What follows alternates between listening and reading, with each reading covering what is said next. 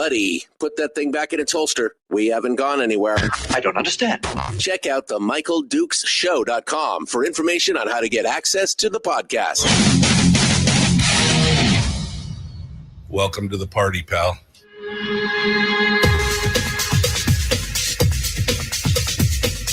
The Michael Dukes Show. The greed and the entitlement is astounding to me. What more could you want from a low-budget radio program? This is a dumpster fire. That was just BS. It is time to get a new perspective. We know just what you need, and we've got just the cure. Open wide and prepare for a steaming hot cup of freedom. I just don't fathom it. The Michael Dukes Show, streaming live across the world. Oh, baby. Live around the world on the internet at MichaelDukesShow.com and across the state of Alaska on this, your favorite radio station and or FM translator. Hello, my friends, and welcome to the program. It is the Hump Day edition of the Big Radio Show, Wednesday. We could see Friday from here. It's all good. It's all good. You ready to do it? We've got a big day for you today. In hour one, we're going to be talking with Cassie Lawver, who, as you know, is the head of a new Alaska PAC, here today to talk with us about local elections and the effects and what is important and what is not. We're going to be talking with her here in hour one. We're hoping to talk with Maxwell Sumner here probably next week now, trying to get that all squared away. We were expecting today, but it didn't happen.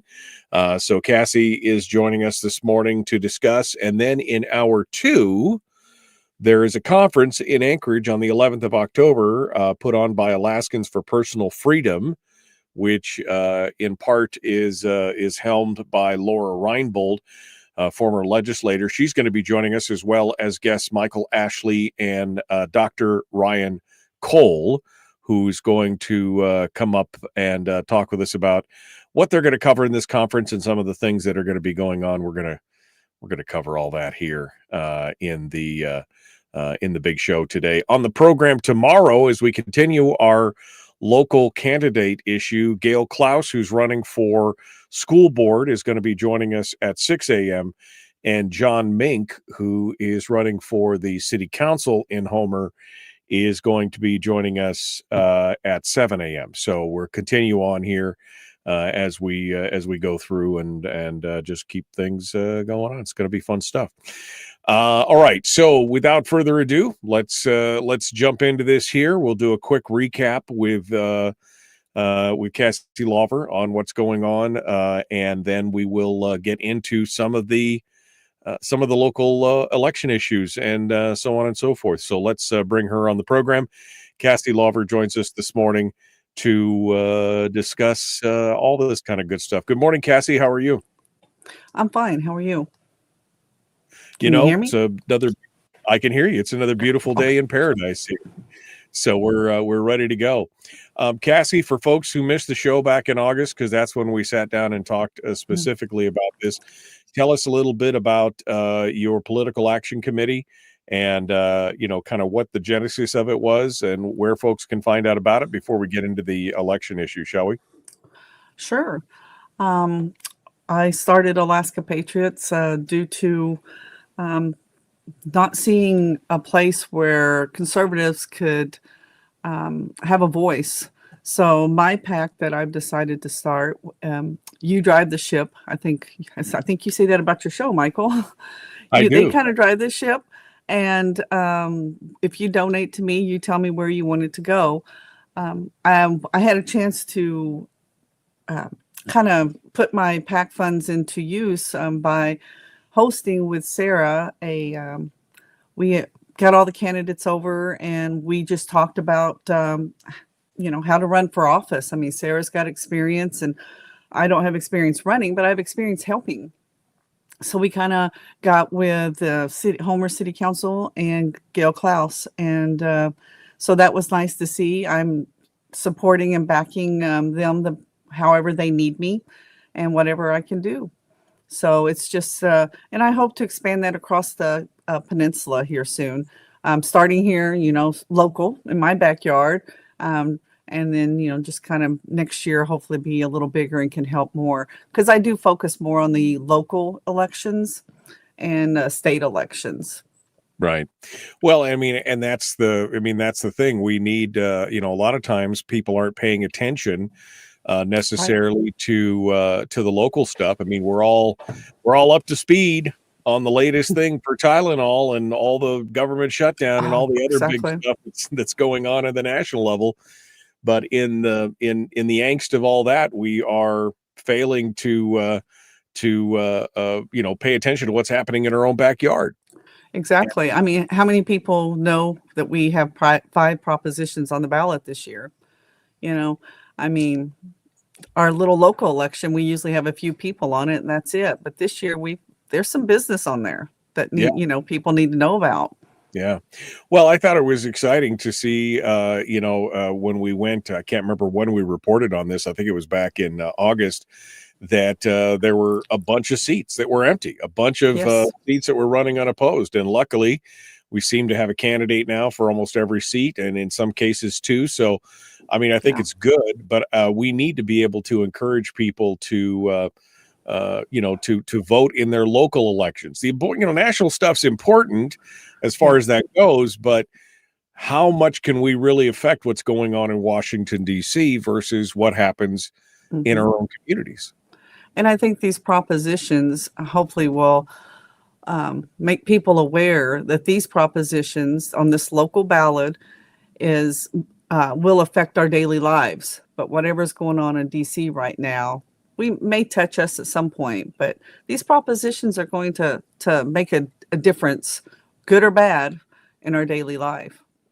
Now, before we talked a little bit about the Alaska Patriots PAC, if folks want to help out or they want to participate, first and foremost, tell us how folks can find out more about your PAC and what they need to do and how they can help and participate. Well, first off, you can just reach out to me. I'm really would like to get to know people and talk to them. And so if they can reach out to me, by phone or, through email or text or Messenger, I have it all, unfortunately. And love to talk to you, explain more. I really want this to be more of a people's PAC than a Cassie PAC. I really do. And it is to get people involved. It is to educate people. So, reach out to me and, we'll go from there. Unfortunately, my website came up and then it crashed. So they're still working on it, but they'll get there if I don't change my mind and go with someone else. All right. So how do folks get a hold of you by email or? By email is Cassie Lawver. So it's CASLAWVER @me.com. Okay. All right. So send Cassie an email and get Let's on connect. Yeah, we connect and because great. I would love for people to donate, but I would love for people to talk to me, and get to know me and, let me get to know them and see what their interest is and where they would like to see change or what they would like to see, before they donate to me. I just really would like to talk to the people because that's what it's about at the end of the day. Right. No, absolutely. All right. Well, we've got local elections, and like you said, you're going to be focused on the local elections down here on the peninsula to begin with, and then, of course, other things throughout the state. Yep. I do want to get to the ballot initiatives because I'm still coming up to speed on the ballot initiatives myself, so we'll get some take on that. But what candidates are you looking at? What is the AP PAC? What are you guys looking at, and what are you supporting?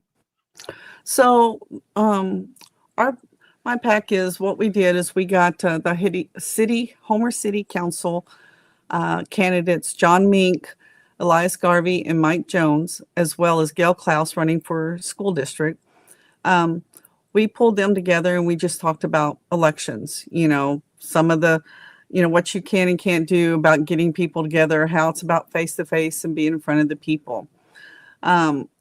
After visiting with them, of course, and my PAC is still supporting all of those candidates. I believe for city council, Mike Jones, he's running for the 1-year seat, and Elias Garvey and John Meek is running for the 3-year seat.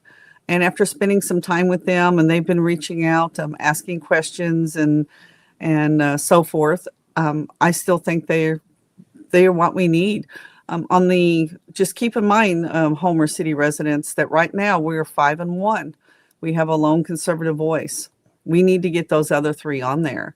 And I believe Homer could do it if everybody got out to vote. If the right got out to vote, we could take this election.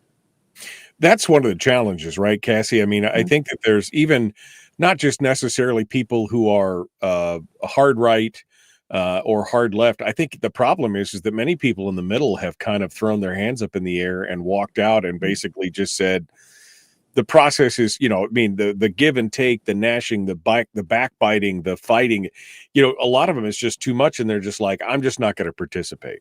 Right. Exactly. I'm just through with this madness. I'm not going to participate anymore. And that's part of our problem here. Well, and another thing, a few years ago, Shelley Erickson is on city council, and she lost by 7 votes. So when she was out talking to her friends and stuff, they were like, I am so sorry you lost. That's just horrible. And she'd go, well, did you vote? Well, no, I was busy, or I was out of town. And, it's like they give us 2 weeks beforehand to vote early. You can vote absentee. I mean, there's just no excuse not to get out and vote. There really isn't. There is no excuse to get out and vote. Well, a 7-vote margin in a town as small as Homer, okay, maybe that's understandable. But I remember, there's just in Fairbanks, we had that one, there was a legislative seat in Fairbanks for the legislature that was decided by one single vote. Mm-hmm. Yeah, there was a mayoral race in there. Remember when Tammy Wilson was running for mayor in a town, again, a community of 90,000 people, she lost by 12 votes. Crazy. That's just because people said, well, my vote doesn't count, so I'm not going to be bothered to go do it, or I'm frustrated, or I'm, whatever the issue is. We've got to get people out there to vote. I mean, a voter turnout of, anything less than 25% is just anemic. And that's about where we hover, it seems like, across the state, right? If that 25%, being 3/4 of the people are just not paying attention. No, not at all. And, when you start looking down here on our peninsula, the Kenai Peninsula is the 2nd largest turnout, for vote. We do get people to come out. So that's really sad if everybody else is lower than us. But they just don't. Election year, look, we had, 68% turnout for the presidential election year. We'll do lucky if we even hit 20. It's just, on these off years, people just don't get out to vote. They say they don't know about it or whatever, but it's just not a priority, and it should be, because this is what's going to affect their day-to-day lives. Right. And I think that's the point, and the key point that we've continued to hit on this show. We've been so consumed over the last 2 decades, it seems like, more and more by national politics and by what's going on in Washington, D.C., which we have very little effect on, if any, it seems like, sometimes. But the things that happen in your city councils, your community councils, your road service areas, your legislature, those have a direct effect on you day to day. From property taxes on down, it's a challenge, and people need to get up and go out there and dig into this. Well, take the school board. Everybody has got their opinion on, education right now.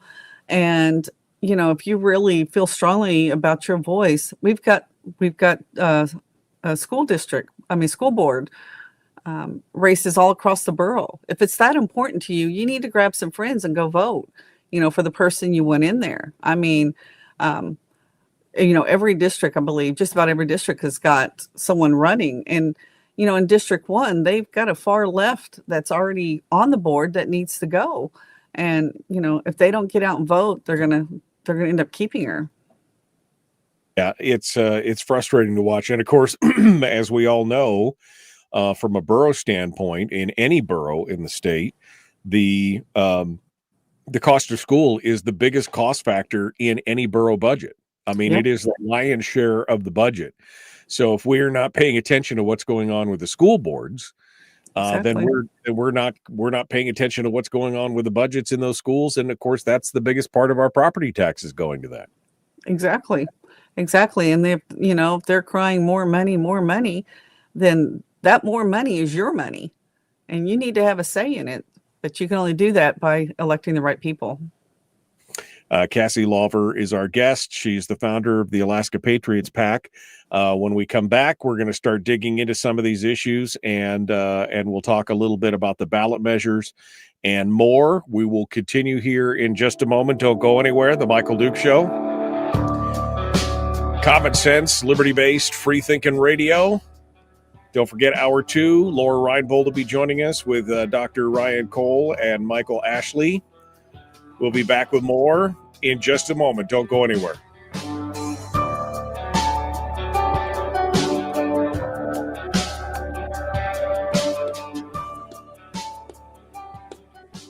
If you missed the show, you can listen to it on your time with Dukes On Demand. Oh, and it's free. Like America used to be. Streaming live every weekday morning on Facebook Live and MichaelDukesShow.com.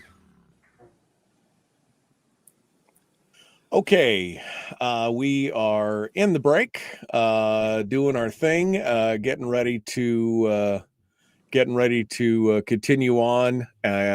Cassie Lawver is our guest as well. We got comments in the chat room. Just fixing something here. Brian says, "You get the government you don't vote for," which is it's 100% true, right? I mean, that's government's what happens to you when you stop paying attention. That's exactly kind of where we're at right here. Cindy says, Odin and Anderson will split the vote and give it to Truesdale if they don't unite. And that's the race you were talking about in District 1. Yes. And again, that's another part of our problem, right? Is that we get a bunch of candidates. And I've talked about this for a long time. Those who are on the more progressive side of the scale seem to be very good at only putting up one candidate, whereas folks who are kind of more on the conservative side, they seem to always think that they've got all the answers and they don't play well with others and they're rugged individualists. And so then we end up with 3 or 4 different people running against, who are conservative-ish against one candidate who's progressive-ish, and so it's this is a common problem, and we just can't seem to get our poop in a group on this. We can't. And this particular race, if the incumbent goes back in, Patty Truesdale, I mean, she is far left. She's got a leftist agenda, and if anyone can go to her Facebook page and see it. I mean, she's woke and proud. That's one of her posts, woke and proud. Another post talks about getting rid of Republicans, and that she shared. And, people need to wake up. I mean, I believe your Facebook page tells a lot about you, except my husband. He's just a funny guy. Don't take nothing serious on Facebook. Well, why should you? Facebook is so ridiculous. I mean, for the longest time, all I post is snarky memes and jokes for the most part. That's Eric. Yeah, we'd get along real well on that for sure. I'm sure. Anthony said, "This is an interesting hot take from Anthony." He said, "If I'm being honest, I'd prefer less people vote. There's been an alarming growth of ideologically captured people who vote based off of zero or faulty information. It's like trying to play a game of poker with random players showing up with Uno cards." I can understand that. I can. You still got to get them out to vote. I do believe that, conservative, people with conservative values, they do a little research before they go in there. Or they just stop by my office and say, who do you vote for? Right. Well, yeah. How many times do you get that, Cassie? How many times do you get? All the time. You get text, all the time. Right? I'm in the voting booth. Who do I vote for? I mean, exactly. If I had a nickel for every time somebody sent me a text like that, I'd be like, guys, I love you. And I'm happy to direct your vote, I guess. But at the same time, why isn't it important enough for you to get informed before you? I mean, I'm glad you stepped into the booth, and I'm glad you called me. But why? Why aren't you educating yourself? Right, and that's probably one of the reasons I do this, because I've for the last 7 years I've had people stop by. Now I give them a sample ballot and I said, these are who I'm voting for, but you vote for who you're comfortable with. Because I don't want to, it's not my job to tell you what to do. I really want you to understand who you're voting for and why. Yeah, no, I threatened to create a list and then just email it to anybody or text it to anybody that asked me, you know what I mean? So I don't have to tell them time and time and time again. But people should be at least they care enough to call you or I or whoever and get the information. But by God, please pay attention to what's going on in your local community. Bill says Eric Lawver is very serious on Facebook. What are you talking about? No, he's not. Bill, wake up. He's over there right now posting memes. Or sending out memes. No, Bill. No, stop right now. Eric's meme game is strong. All right, we're going to continue here. Cassie Lawver is our guest. We're going to jump into it. We're going to start talking about the different ballot initiatives and more. Please like and share the show if you would. Shares go a lot farther than anything else, so please be sure to share. That will get more folks involved. Isn't that the point when it's all said and done? Let's get to it. Here we go, The Michael Duke Show. The Michael Duke Show. Not your daddy. Wait, sorry. Not your daddy? Ooh, not your daddy's talk radio. Whew. I was scared for a second. Thought we were going down. Here's Michael Dukes and the show. Okay, we're continuing now. Cassie Lawver with the Alaska Patriots PAC. We're talking with her about local elections, and Cassie wanted to get down into the nitty-gritty. As I said, I'm still coming up to speed on the ballot measures that are going to be here facing us on the Kenai Peninsula. And there's many areas across the state, of course, where ballot initiatives are up there, and it's not just a yes. Everybody should sign yes. We've got what, 5 of them this 5. Everybody has 5 and or 4 at least, and then the Nilchik has got one of the propositions for a new service area. Okay.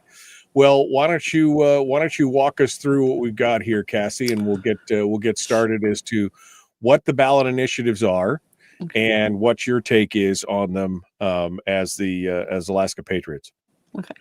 I'm just going to read them straight from the sample ballot because that's what it's going to see.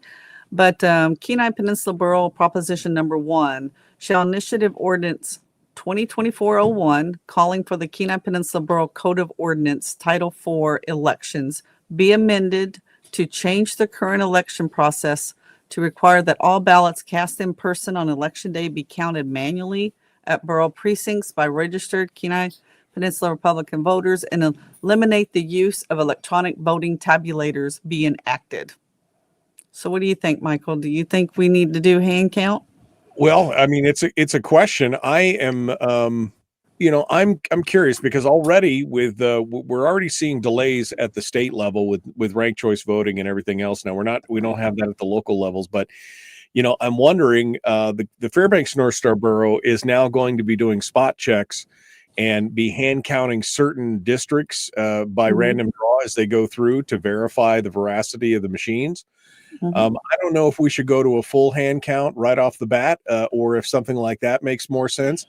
I mean, I think the appearance of impropriety is, or the appearance that, even people just feeling like something's wrong requires a strong response because we don't want to lose faith in our election system, our electoral process. So I'm not sure if we should go full whole hog on that or if we should do it piecemeal like Fairbanks is doing it. I wouldn't be opposed to it, but again, what kind of time delay are we talking about, et cetera, et cetera? Well, it depends on what side you're listening to, I guess. So last night I attended the Kenai Peninsula Votes group that put on out down here in the college. They invited all the candidates in the Lower Peninsula, and then they invited people, a person that would talk about for the propositions and against the propositions. So last night I didn't stay for all of it because I had other plans, but I did stay for this Proposition 1. So Waynette talked for it, and I think she was a co-sponsor. I think she helped push this. that they wanted hand count. They didn't trust the voting machines. What I found interesting was Kevin Fraley was there from Printworks, who does all the printing of our ballots across the state. And he explained more about these machines. So after listening to him, I'm kind of like you. Do we just jump right in and go straight to hand count, or do we do like Fairbanks is? These machines, yes, he said, yes, they have a modem, but they're not hooked up. They are tabulators. They do count your vote, but the way all he talked, we don't use the modems, that we're strictly using them as tabulators. So I don't know. I'm a little perplexed after listening to Kevin on how I feel about this. I mean, I've seen the demonstrations, right? I've seen half a dozen different demonstrations of people showing how the machines can be fooled or hacked or whatever. But again, my thought is, if you go with what Fairbanks is doing, which is this random spot, we had the discussion on this late last week, where they basically are going to pick 2 districts at random. One district's going to be hand counted to begin with. Then the rest, then they're going to pick 2 more districts at random that are going to be spot checked against the count on the machine. And I just wonder about the manpower and the time frame and the delay. I mean, usually we'll know that night what the election looks like. How much will it delay it if we hand count the entire borough? And so there's got to be a balance in there. In my ideas, there has to be a balance between accuracy and speed. We really need to have the information as quickly as possible, but at the same time, we need to make sure that the counts are valid. So, again, I'm not quite sure on this. I'm not either. And the other concern that I kind of have is, they're always asking for people to help on election day, help, and there's some polls, I mean, like Fox River, they don't have, they vote by mail. They don't vote in person because they don't have enough people to open any kind of voting there at Keyside. But if we can't get people to work our elections, are we going to have enough people to count these votes? And who's counting them? If us working class Republicans, conservatives don't volunteer and take election day off to help, then we've got the other side counting. So, I mean, I feel people just need to think this through, not just, oh yes, we want to vote by paper. They need to think what goes on beyond that, who, what, and how. There's more questions, like you said, to this than simple voting. Yeah, no, and we've always had, we have the paper ballot. So if there is a question, we have seen hand counts after a question. Cindy makes a comment in the chat room where she says, have our machines actually been hacked? We tend to throw the baby out with the bathwater instead of doing a deeper dive. And that's a valid question. Has there been some discrepancies on the machines? And so I don't know if going full hog right off the bat is a great idea. I'm unsure. I'm unsure at this point. I am too. I'm a tentative yes, I am but at the same time, I'd like to come back to, is there a way to do this to spot check what's going on? Because if we did spot check and find that there's a problem, well then hell yes, we need to hand count everything. But at the at the same time, it's questioning whether or not we're going to be able to get the information and get it done. Right. So yeah, I agree with you. It's it's people just need to, this is a time where people need to really do their research, ask the questions, and you can't do that if you give me a call as you're running to the booth, because that's a question I can't answer for you. That's to me, that's one of those personal votes, and I'm not even sure how I'm going to vote on that, because I see both points, and I don't want to wait 3 or 4 days, 3 weeks for a decision on who wins just because we're hand counting either. And if anybody has any questions about these machines, I do encourage them to reach out to Printworks and talk to Kevin Fraley about this, because he was pretty compelling last night. Okay. All right. Well, that's number 1. What's number 2? Number 2, I don't know a lot about, and I don't have it in front of me for whatever reason, but it's for the nail check. there was all the talk about the swimming pool. Who's going to pay for the swimming pool? Who's going to do this? So they have the option if you live in The Nikolaevas. I don't know why I have that on my brain. Ninilchik. You have the choice of whether or not you want to create a service area and fund this swimming pool. Right. So again, another personal choice. How much is it going to be and stuff. I have no idea. Right. So. The proposition reads, shall the Kenai Peninsula Borough establish a Ninilchik recreational service area and amend Kenai Peninsula Borough Code of Ordinances to add Chapter 16.9 that defines the Ninilchik recreational service area? And this again comes back to that question when we were talking about school budgets. Of course, The school budgets has been paying for a lot of these things, including the pools and stuff. And the communities don't want to lose that.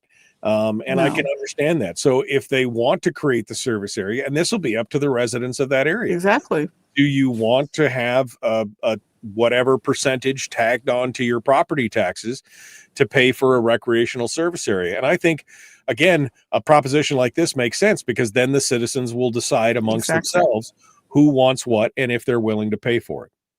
Right. And that's government at work right there. I mean, that truly is the way it's supposed to be, put it before the people.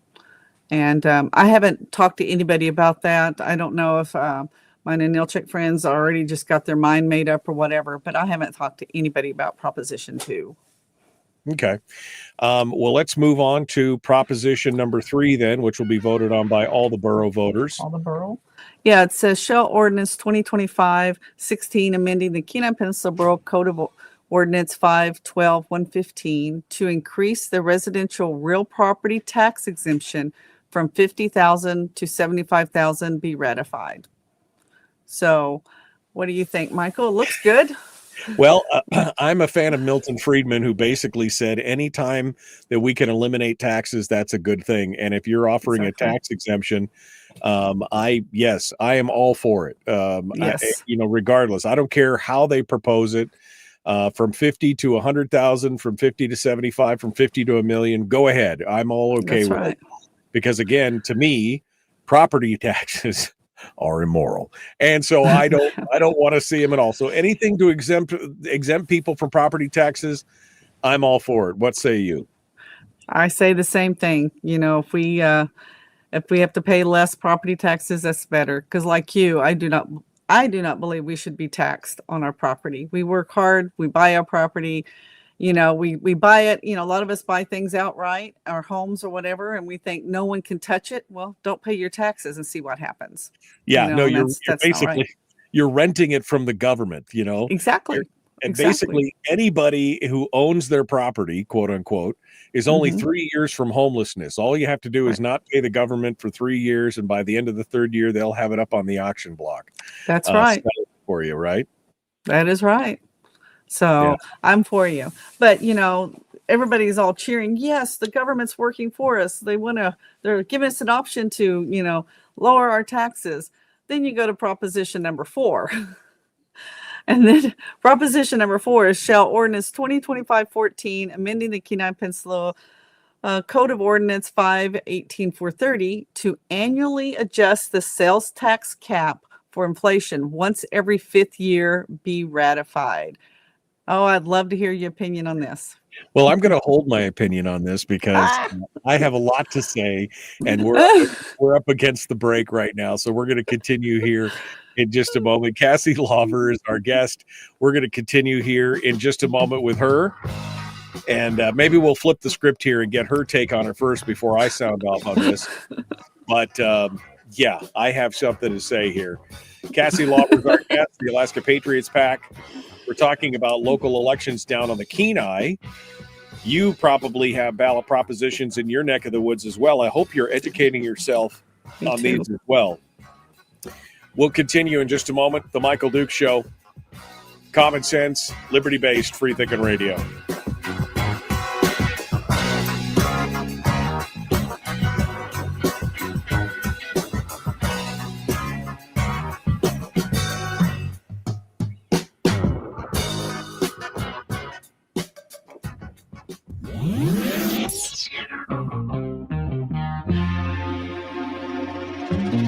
Listened to by more staffers in Juneau than any other show, because their bosses told them to.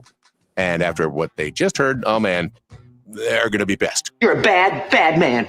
The Michael Duke Show.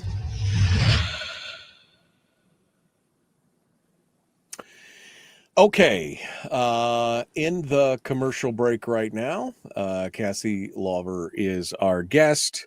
I do want, let's go back for just a second to the hand count, because I know there's a lot of people in the chat room who are like, hand count, yes, hand count, yes. And again, I think Cindy's comment is prescient to this, where she says, have our machines actually been hacked? We tend to throw the baby out with the bathwater instead of doing a deeper dive. So I think that's the first question. Have we even checked it against the machines to see where the problem lies? Now, on the other hand, Terry up in the Matsu, TR says, the Matsu hand counts and double counted. They're done counting the night of the election. It's done on a volunteer basis. Have been checked against machines, same results for both. First year was a spot check, meaning they ran them through the machines and then they checked them by hand. Second year was a full hand count. So if we can get the information by election night and do that, and we have enough volunteers to make it happen, okay. I mean, I'm down with that, I guess. But again, the question is, are we creating more of a challenge for a problem that may or may not be there? That's my biggest question right now. I have a lot of, I mean, don't worry, I am concerned about election integrity. But if you can, I want to see if there is a challenge first, so that, again, checking it, like she said, they were checked to get, the first year was a spot check. So I don't know the details of this ordinance, if it calls for a spot check for the first year or not, but I think it would be good to take a look at it. True.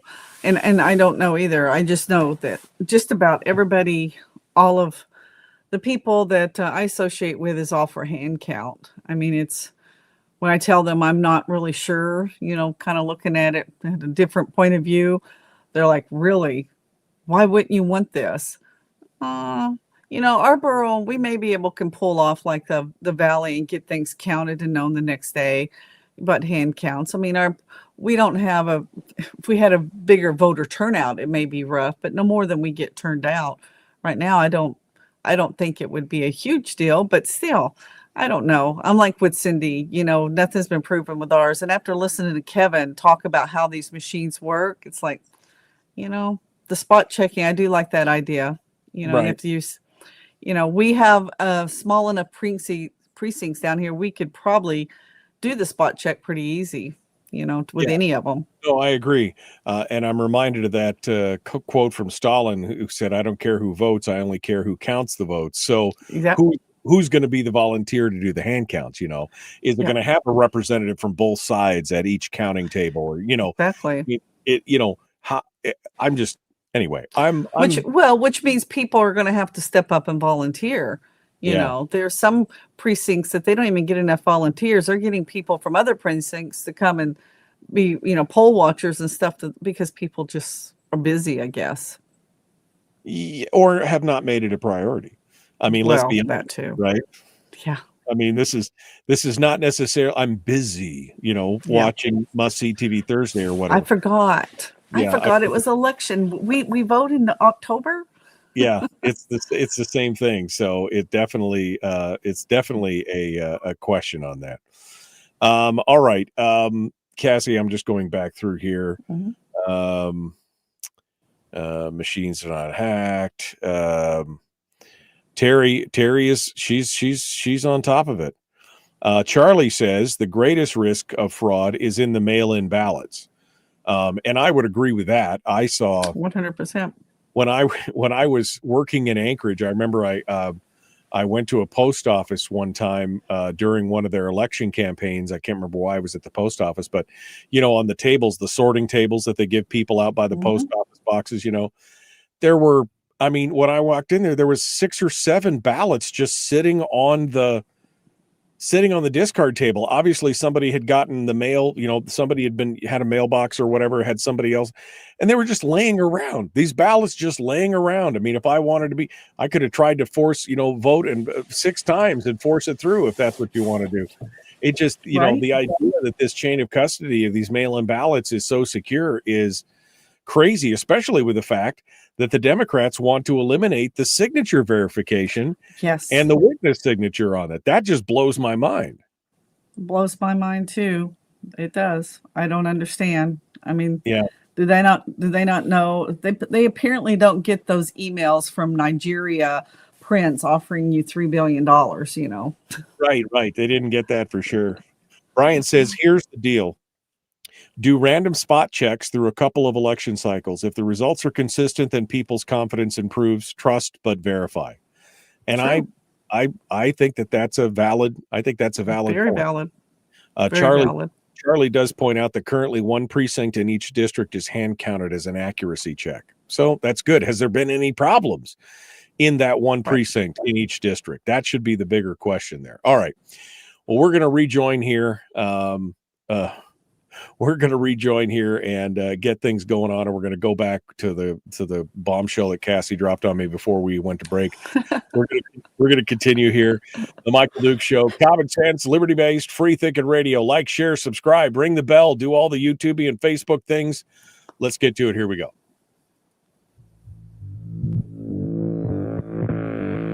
Public enema number one. Oh, wait, sorry. Public enemy number one, which makes more sense.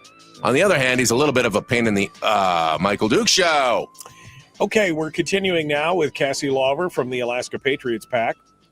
And we're talking about the ballot initiatives down on the peninsula. I know people in Fairbanks are like, well, what do we care? Well, just listen to what's going on and listen to what's happening here. Because in some ways, you guys are going to be facing some of the same things here in the future. I guarantee it. So ballot proposition number 4, annually adjust the sales tax cap for inflation. That's the question. For inflation every 5th year. Yeah, every 5th year. So every 5th year.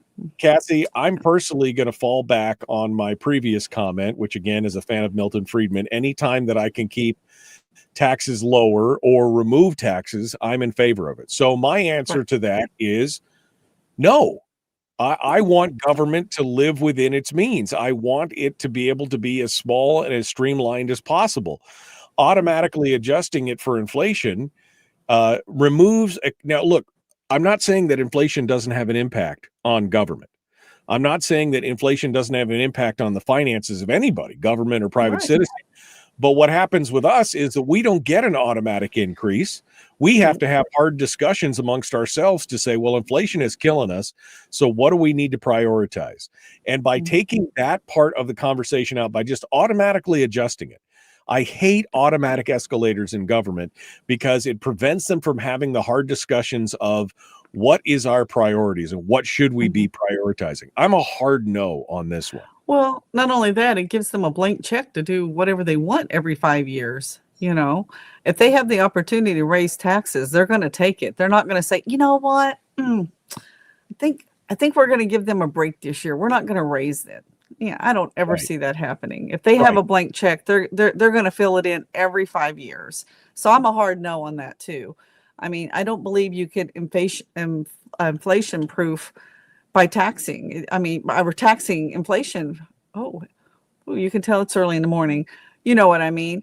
It just they don't go in the same sentence to me. They just don't. And I don't know. I'm definitely a hard no, and I hope everybody is too. I hope they see that this is a blank check. It really is. It is a blank check. It'll be written in code, and to get it changed, it will be almost impossible. Well, and again, not having read the ordinance, I can't tell you whether this is a decision that, like you said, that the borough could say, oh, no, we've had a good year, so we're not going to do it. Or if it's just automatically factored on the CPI and away, it's just going to automatically adjust and away we go. Not to mention the burden that it continues to put on business owners and everything else having to change, which reminds me, let me sidebar for a second before we get into number 5, because there's been a proposal to put a sales tax in that basically would swing via the calendar. It would go from 3% to 4% for a set number of months. For 5 months, it would be 4%. For the rest of the year, it would be 3%. And I'm just looking at it. This is the first time I've ever owned a business where I had to pay property or had to pay sales taxes on what I offer. And I'm looking at it and I'm just thinking, man, it's a headache enough to try and keep track of everything when it's a single percentage, when it's a single fixed percentage rate and with a cap. That created its own kind of issues on my end.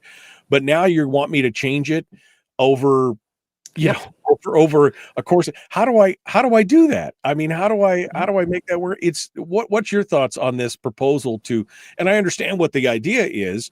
They want to capture more of the money of the tourists while they're here during the tourism months, but at the same time, you're placing all that burden directly on the business owners and the residents. It is. I have to do sales tax reports for the company I work for. And the first thing I thought of when I read this, the nightmare of having to change everything and to keep track of the constant changing. It's hard enough down here. And, I'm glad they cap it at 500. They've tried time and time again to raise that to 1,000, but I'm glad it's still at 500. But the nightmare to go in and change a system that we practically had to teach or build in QuickBooks or whatever software you use, or you may do it out by paper. I mean, it's not as simple as just, it collects it and tells you how much to pay at the end of every every quarter. It's very convoluted process to pay sales tax as a business owner. It really is. It is, and it's a frustrating process, and I am not interested in. For the right now, I am not interested in entertaining that idea. I understand the idea behind it. I understand what they want to do. They want to try and capture more of that money, but making it more convoluted for every business owner on the peninsula doesn't make sense to me. No, I have to do that. And let me. If you vote yes or no, then we'll do no. If you're a no vote, what it says, because that's what we're doing. We're telling you what's on the ballot that you're going to see. We're not deep diving into these because most people will not know. This is all they're going to know is what they read. But it says a no vote means you oppose amending the Kenai Peninsula Borough Ordinance to adjust the sales tax cap for inflation once every 5th year based on the prior 5 years annual Anchorage Consumer Price Index.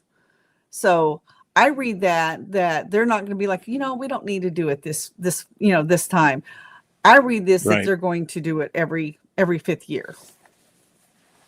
Yeah, and I would read that as saying that it's automatic, right? It's not. Yes, it's not 100%. It's not like it's going to be just a decision. It's just going to basically be automatic. It's going to be set it and forget it, which again, I have a challenge with myself. All right, so let's move on to number 5 and the 5th one here. So shall Initiative Ordinance 2501 calling for the Kenai Peninsula Borough Ordinance Title IV elections be amended to change the current election date to align with the state of Alaska election date be enacted? What say you? Oh, that's a hell yes. I mean, we see this. I mean, you were just talking about, we get a 68% voter turnout during a presidential election year, but when it comes to our off-year elections, it's already low. The Mat-Su has already done this. The Mat-Su has already aligned their elections with the November election time, and we just get tired of who's got elections when. Oh, it's October. Oh, it's November. Oh, it's September. It's August. It's Anchorage isn't April. Anchorage isn't April, right? I mean, we just need to have one day where people know.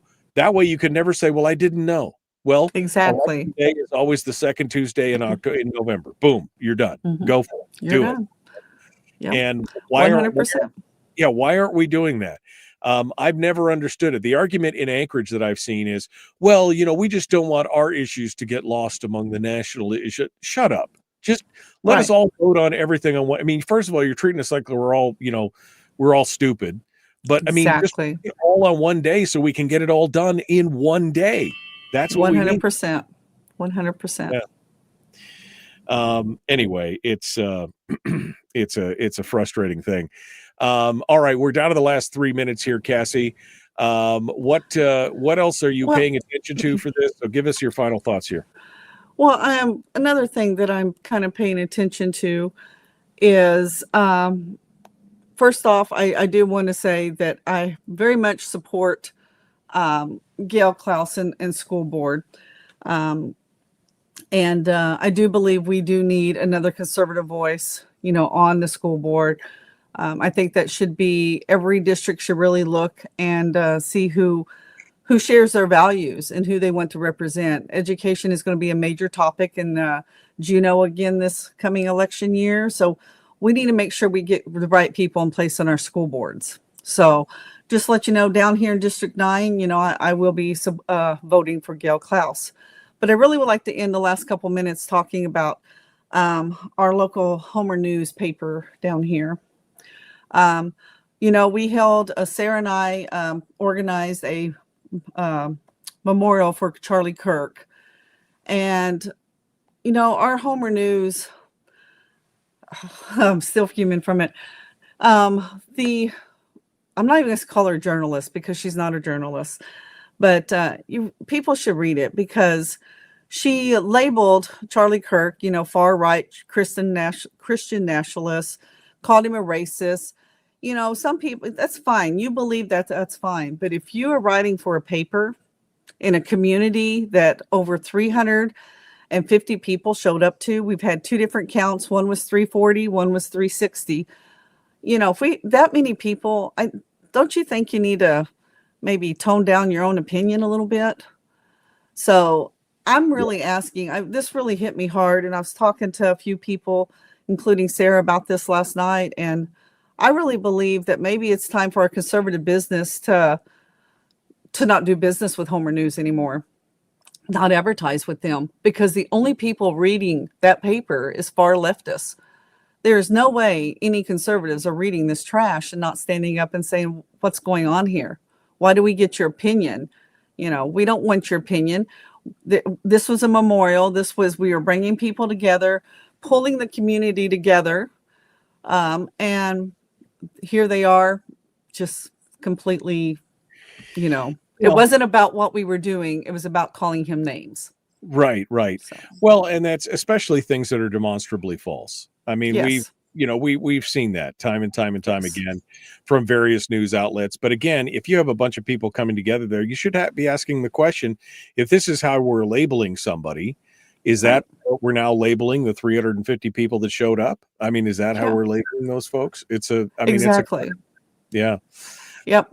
So, it's frustrating. All right, Cassie, yes. Thank you so much. We're out of time. Thank you for being here. The Michael Duke Show, Common Sense Radio. All right, Cassie, we're in the break now. So final thoughts, anything else before we let you go? No, just the school board race. I really encourage everybody to look at their school board, who's on you can get your sample ballot. You can even call me and I will get you your sample ballot wherever you're at. But the voter pamphlet is a great resource. They can be found online. They said they do have some in libraries and at the post office and stuff, but I would just go online and look for the voter pamphlet on the Kenai Peninsula Borough website under election information. And, I would really study up on the school board because Juneau's going to, it's all about education. Sarah said they're going to go in to Juneau tackling education off the bat. More money. We want more money. No, they've already said it. They've said the quiet part out loud. That was a nice start. Now we're coming back for more. Even though we've got a multi-billion-dollar deficit, we're still coming back for more. So, yeah. And if your candidate supports the NEA, you do not need to vote for them at all.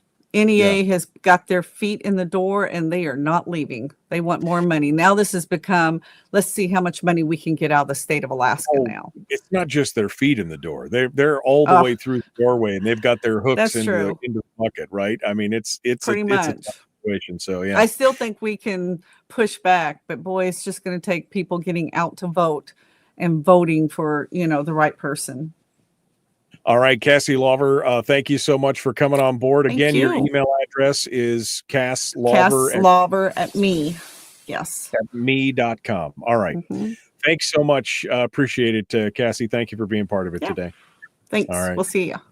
You bet. All right, we are back into it here, and we've got about 4.5 minutes before we kick off for hour 2.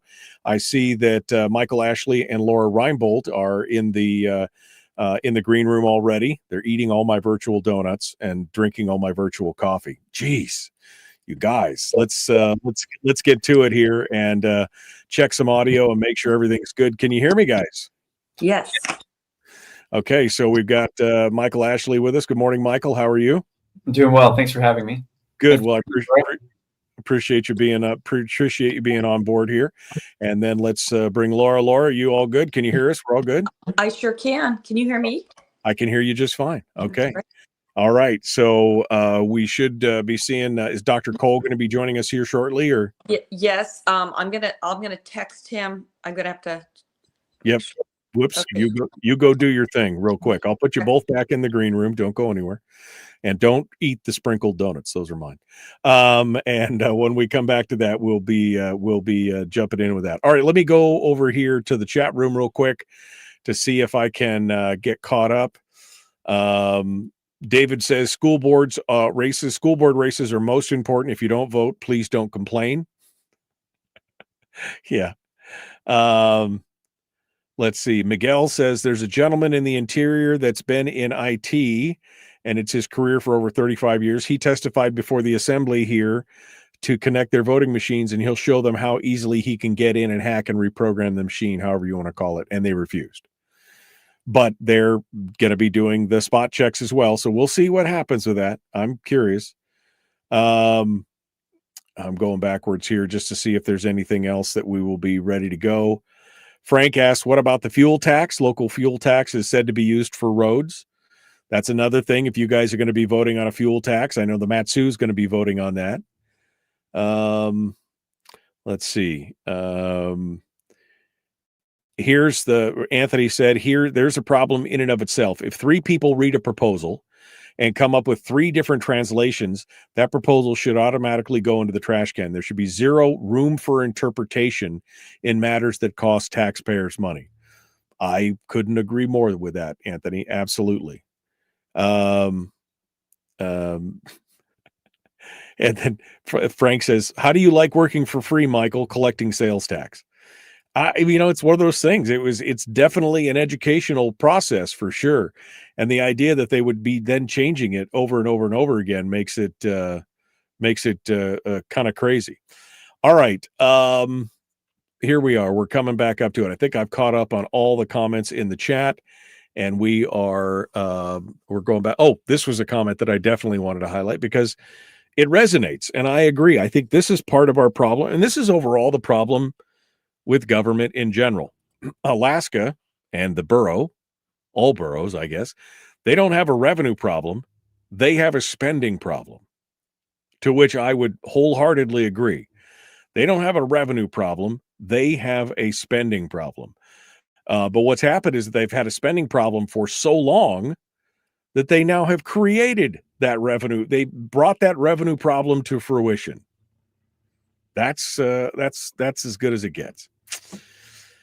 The Anchorage Assembly wants to put more tax on Airbnb rentals. Did you see that, Mike? Yes, I know. They're talking about it now. Again, it's the old Ronald Reagan quote of, tax it, subsidize it, incentivize it, et cetera, et cetera. They just can't leave well enough alone. They've never seen a dollar that they did not want to grab. That's what it's all about. All right. We're up against it. Here we go. We'll wait. Dr. Cole will join us when he can. Meanwhile, we're going to talk about this new conference coming up on the 11th, and we're going to get into that here in just a second. The Michael Duke Show, common sense, liberty-based, free-thinking radio. Here we go. Hour 2 is right now. Let's get to it.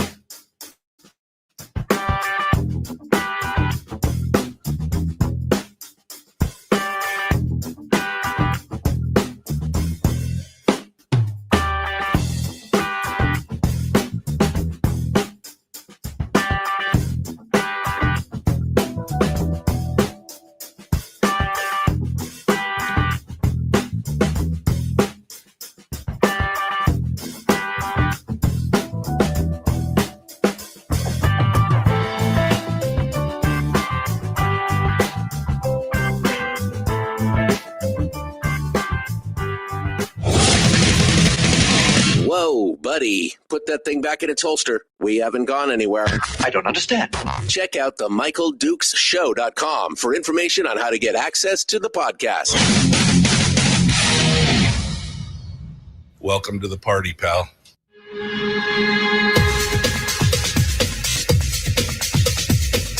The Michael Dukes Show. The greed and the entitlement is astounding to me. What more could you want from a low-budget radio program? This is a dumpster fire. That was just BS. It is time to get a new perspective. We know just what you need, and we've got just the cure. Open wide and prepare for a steaming hot cup of freedom. I just don't fathom it. The Michael Dukes Show, streaming live across the world. Live around the world on the interwebs at michaeldukeshow.com and across the great state of Alaska on this, your favorite radio station and or FM translator. Good morning, my friends. Thank you for coming in. Hour 2 of the big radio show this morning, and we are continuing our discussions right now. We're diving into it here in hour 2 with Lora Reinbold and company. We're talking about the Alaskans for Personal Freedoms 2025 annual conference. That's going to be coming up in October in Anchorage. And we are going to be jumping into this here and talking about what does this conference entail and what is going to be going on. What are we going to be talking about? So without further ado, I see that Dr. Cole is one of our guests, and he's going to be trying to join here. Let me get him on the line here while we'll post this right here. There we go. Let's get him on here in just a second. But first, let's bring Lora Reinbold on and Michael Ashley, both of us joining us here this morning to discuss what's going on. Good morning to both of you. Good morning. Good morning. Good morning. All right. So first and foremost, we only have Michael with us here for just a moment or two. He's going to take off here at the bottom of the hour. So I want to first introduce him. He's a writer, newspaper reporter, and a playwright. He went to work in Hollywood, so he's seen how that sausage is made as well. He worked for Disney and others. He's written over 50 books on many subjects, including 5 on AI. His latest book is called Neuromind, Triumphing over Technological Tyranny.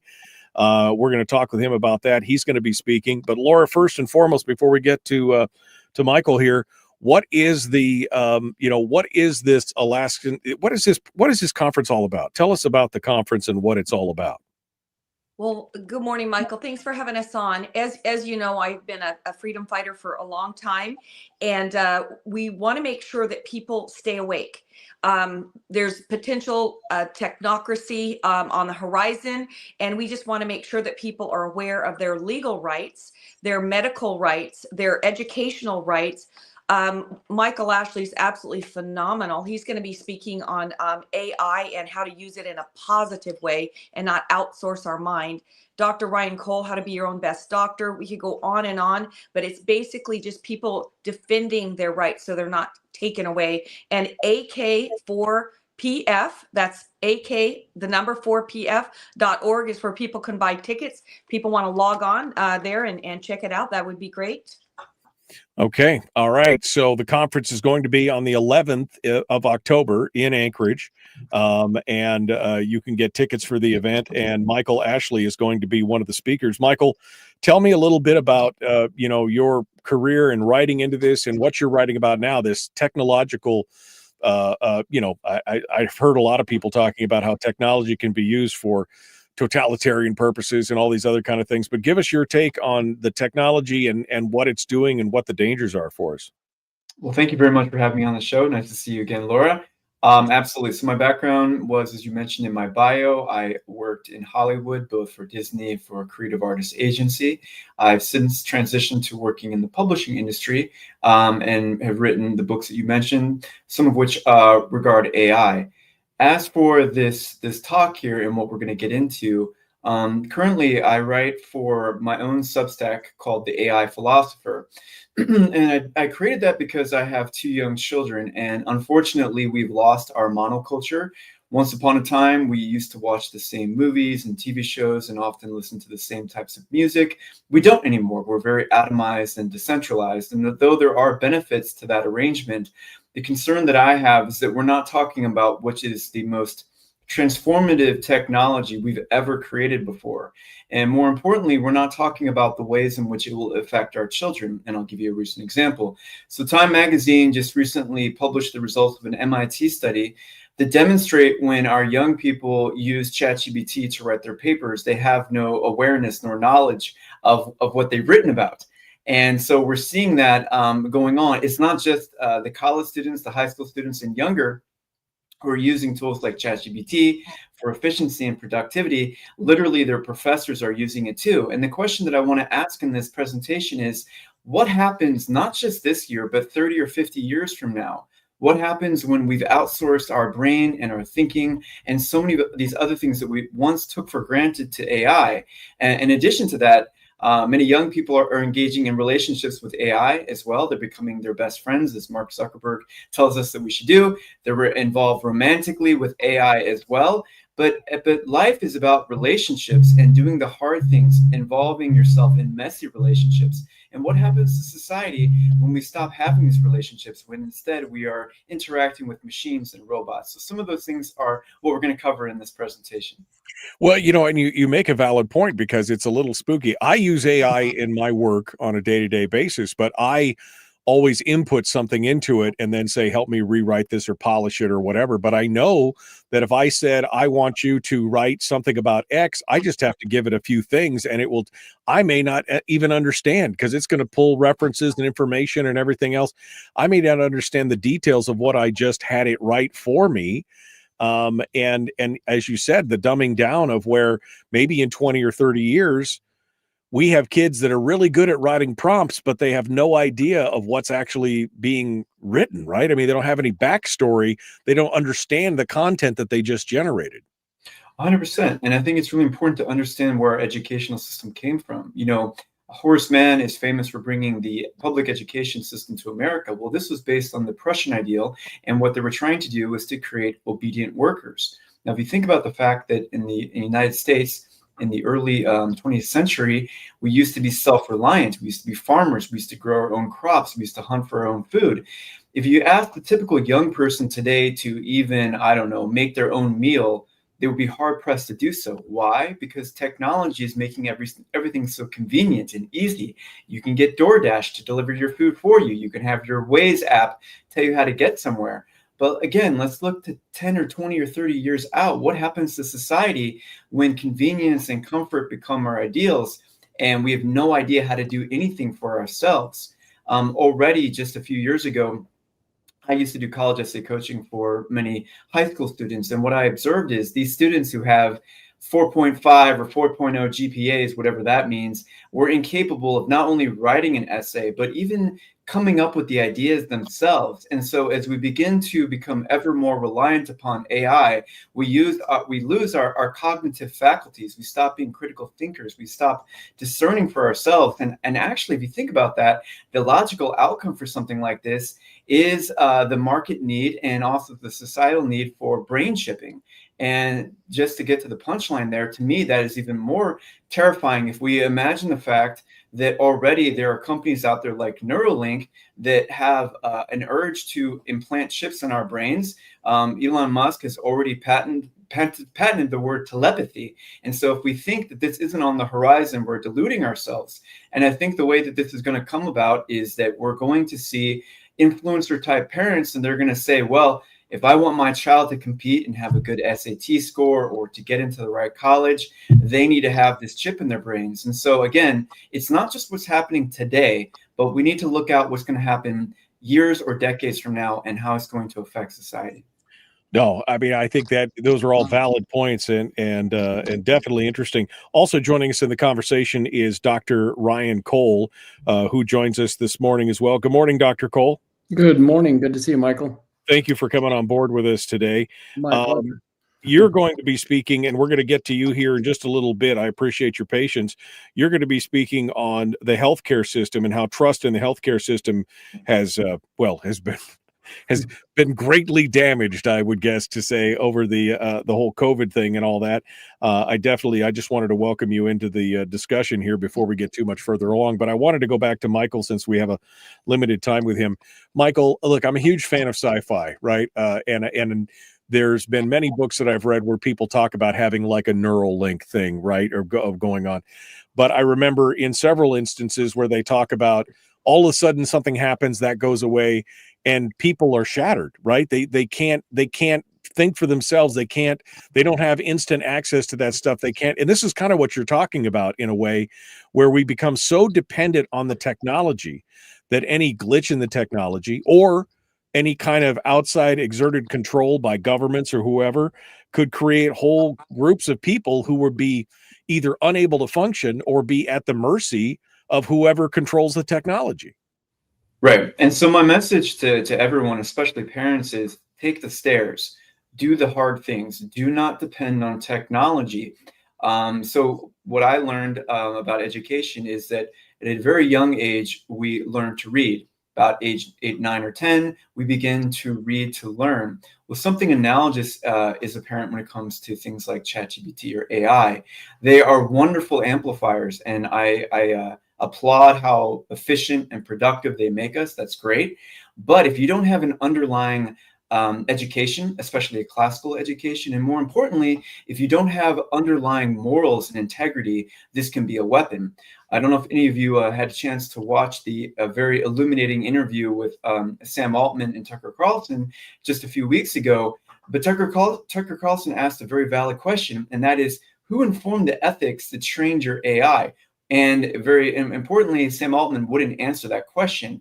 And so we should ask ourselves, who is producing the values that are affecting our young people? Right now, AI does all the things that we mentioned and more, but more importantly, it's acting as a kind of oracle, just like the Oracle of Delphi many years ago. Instead of Googling things anymore, we're using ChatGPT. It's summarizing things. It's giving us information. It is whispering in the ears of all of these people, especially young people. And if you do not have the moral acumen and the integrity to go behind it, you will be swept up in things that are beyond your control. And again, this moves me back to the solution that I mentioned earlier, which is we have to go back to that resilience that we once had as a nation. We've allowed comfort and convenience to be our North Stars, and instead we have to look for something greater. Well, and I think you hit on something again, going back to Horace Mann, the Prussian model, a classical education.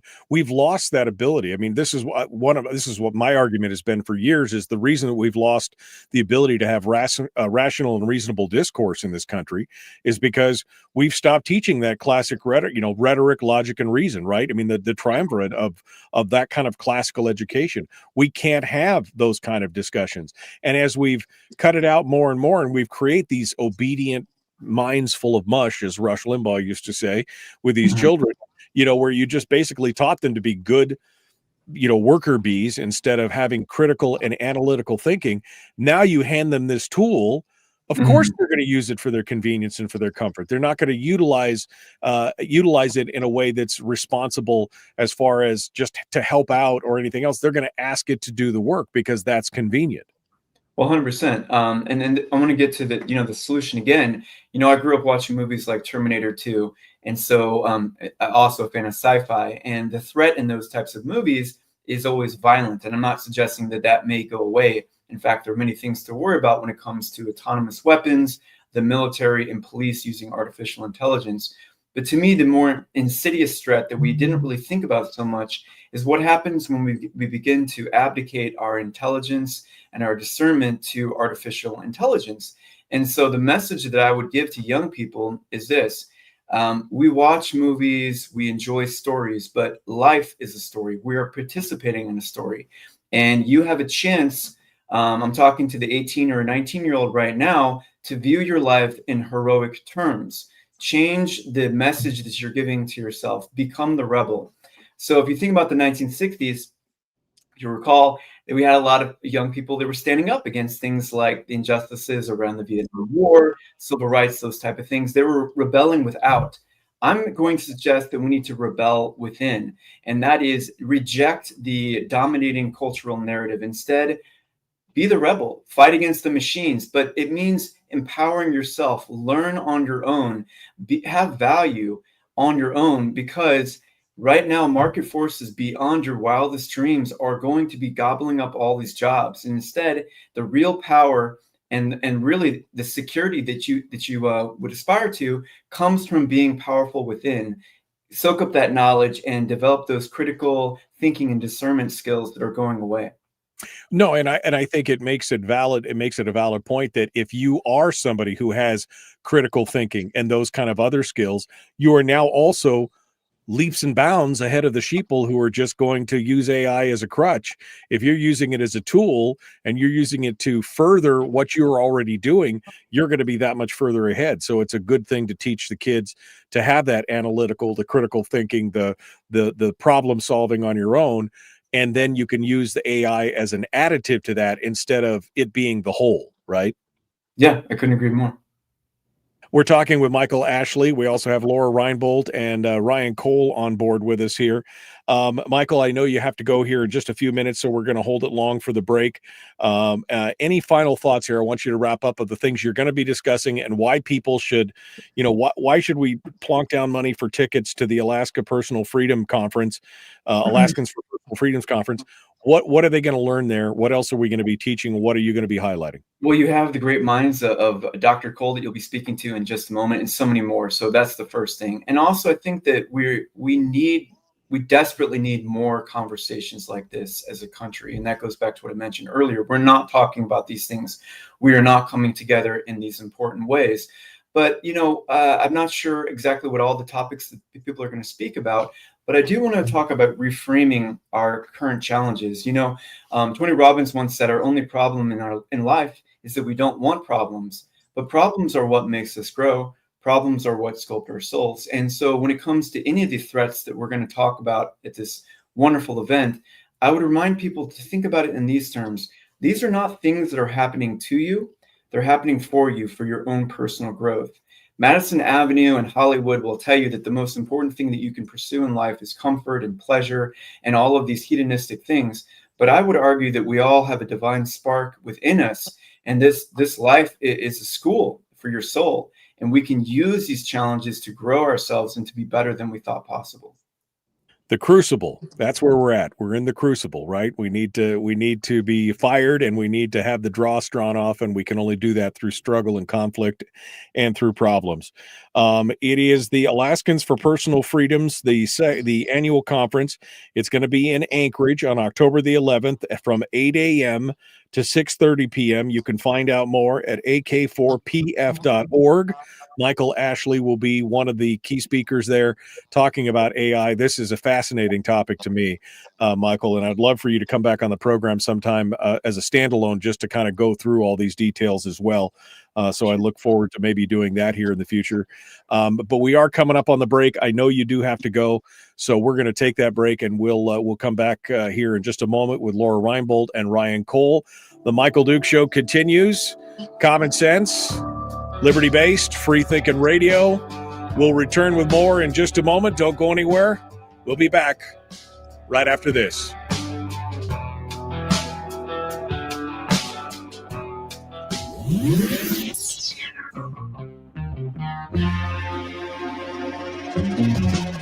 Running on 100% pure beard power. Oh, also some coffee.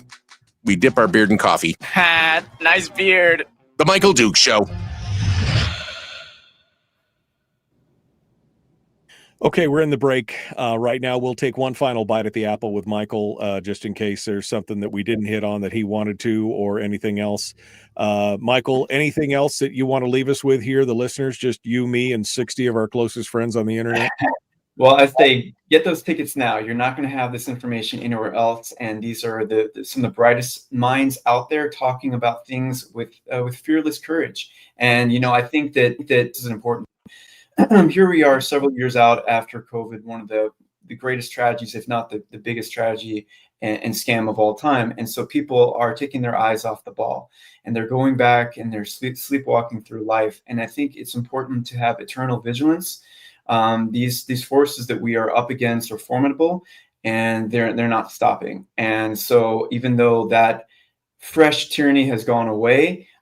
We need to always be on the alert and working to improve ourselves daily, and also to help our children so that we never forget what happened and so that we prepare for whatever occurs next. Michael Ashley, he's the author of his latest book, is called Neuro-Minded: Triumphing Over Technological Tyranny. And I'm going to read that, and then maybe we can have Michael back on to talk about that specifically, because again, all of the things that you're talking about are things that we've discussed on the show in the past, especially again, going back to the importance of a classical education, to being able to have logical, rational, reasonable discourse, to be able to challenge ideas and things today that are completely antithetical to what society looks at today. You can't say something that challenges my beliefs. By God, that's what we're supposed to be doing at every level. That's what science is, right? Oh, the science is settled. Science is never settled, right? It's always challenging future things and everything else. And I especially would love to hear about coming out of Hollywood and having, that's a whole story right there, I'm sure, that we need to get into. But well, have you back on it. I'd be honored to, Michael. Thank you. Yeah, well, I appreciate that. If I have your email, so maybe we'll set up something for later on down the road after the conference. But meanwhile, we'll look forward to hearing what you have to say there at the conference. Michael Ashley, thank you so much for coming on board. Great seeing you all. Take care. Appreciate it. Thank you so much. All right. Well, that brings us down to Dr. Cole. Whoops. I got to mash the button here. How many times do you got to mash it? There we go. Dr. Ryan Cole joins us this morning. Dr. Cole, thank you for being patient with us there and getting it in. We're going to hit it with you and Laura here in just a moment. But everything sounds good, and we're ready to go with that. And I'm looking forward to hearing what you have to say, because like Michael just said, COVID is, that was a turning point, I think, for a lot of people, right? That was a point where people woke up to the fact that in many different ways, maybe they weren't being told the truth. I think you're correct. And, I'm not here to judge what decisions people did or didn't make, but I think across the board, many people woke up and said, wait, there is something gravely wrong with the system. And, I could revisit the whole last 5 years. I won't. But we have a lot of health concerns in our country now after what did happen in COVID. And I think that's why it's important, basically to instruct the patient. I'm going to kind of piggyback on what Michael Ashley said in terms of that self-sufficiency. So often in our society, we're dependent on the system or somebody else. And I want people to understand the majority of their health. I like to joke, the best doctor you ever meet is here right now, Michael, Laura, the other Michael, and it's not me, it's you. And so I want to teach people self-sufficiency in terms of how to be their own best doctor so they don't need their doctor. Absolutely. All right, we're going to get into this here. We're about 40 seconds out. Laura, I haven't forgotten you. Lora Reinbold joining us, spearheading this whole thing. We're gonna touch base with you here in the next segment as well. Okay, so hold the line for just a second here, and we'll be back to you here in a moment. Folks, please do me a favor. If you would share the show for today, share it and like it. That helps. I know we're talking about the evils of technology, but we're trying to get the word out, right? We're going to try and use it to our good if we can. So please like and share and follow. Ring the bell on YouTube. Do all the stuff on Rumble and all that.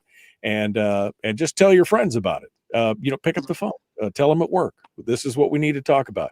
Here we go. The Michael Duke Show. Common sense, liberty-based, free-thinking radio. Let's get to it. 3 seconds out right now. Here we go. Public enema number one. Oh, wait, sorry. Enemy. Public enemy number one, which makes more sense. On the other hand, he's a little bit of a pain in the Michael Duke Show.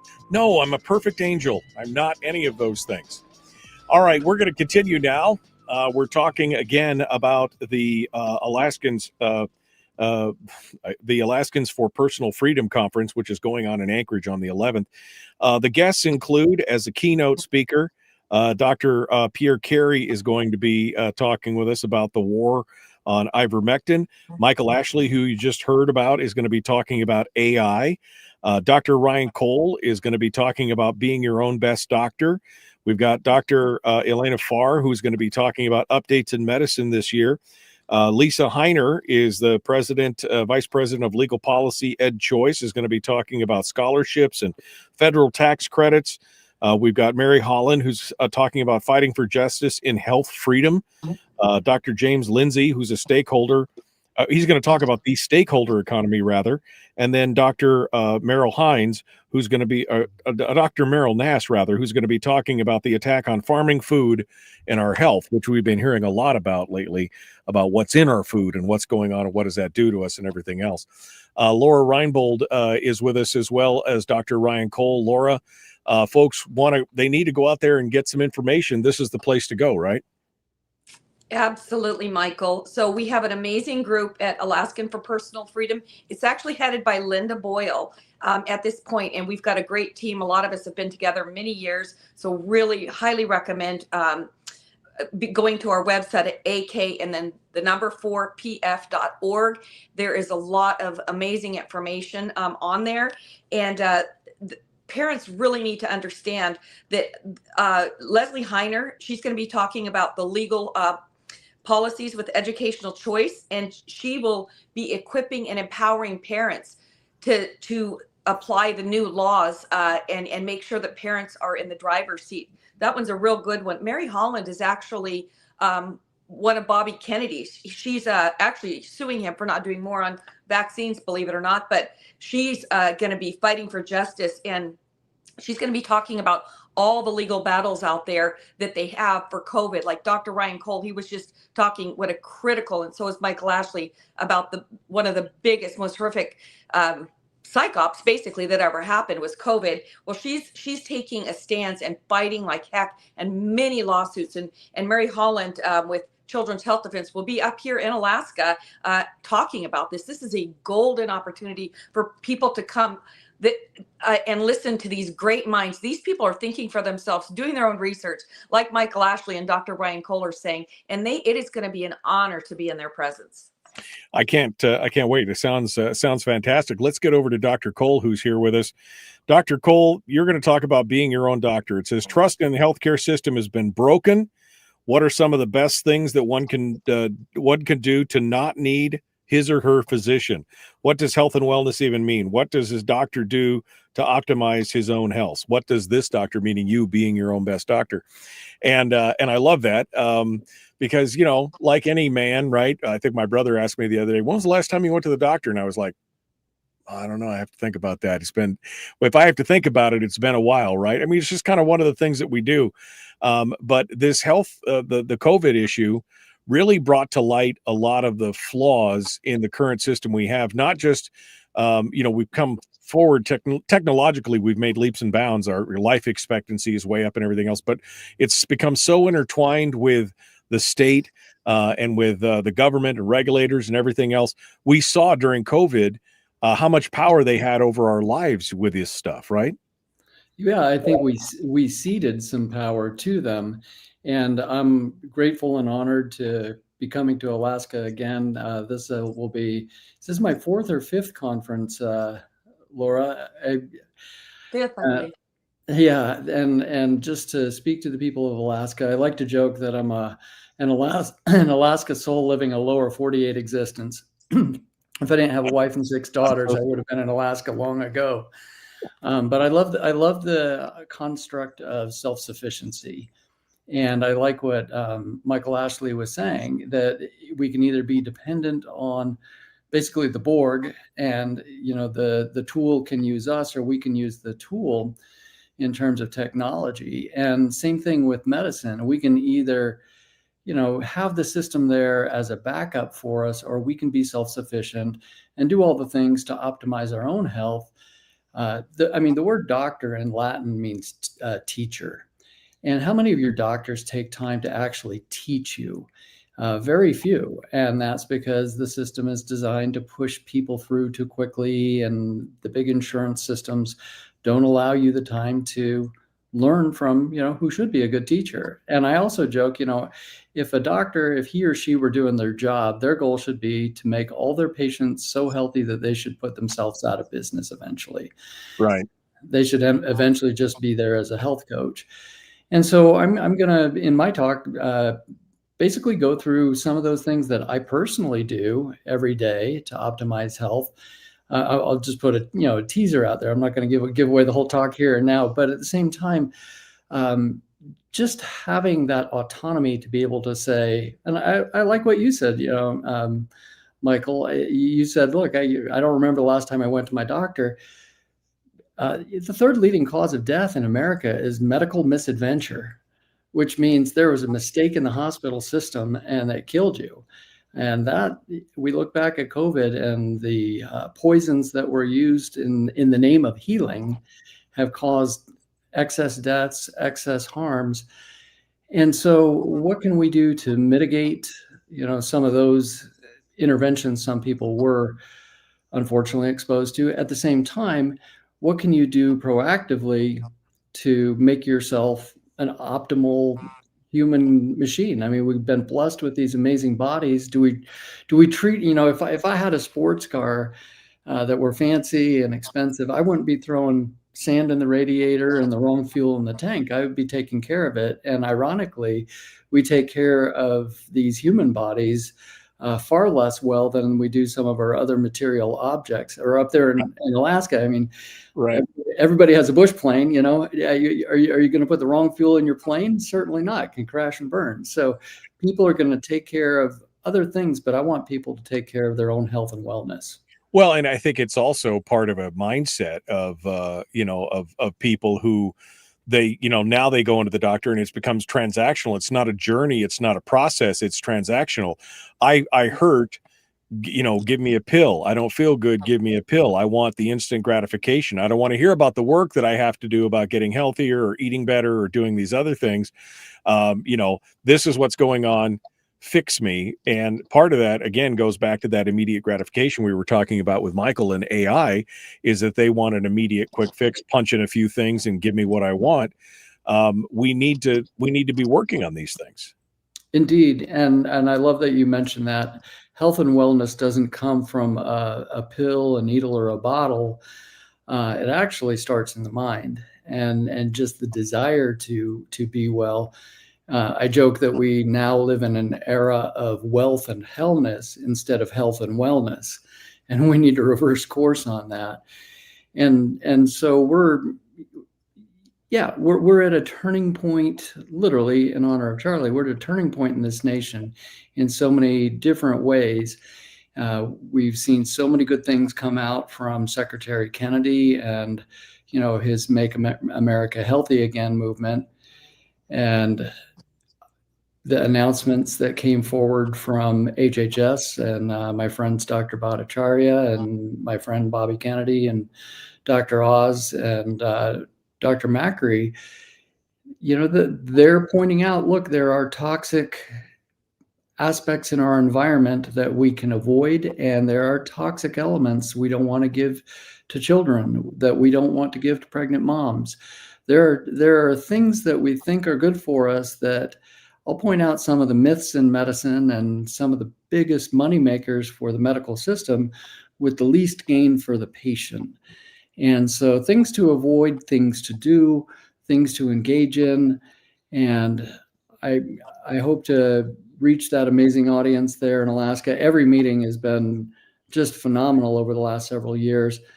And I'm just grateful to be there again, give everybody a hug, hopefully share some information. I love that list of people that are going to be there to present.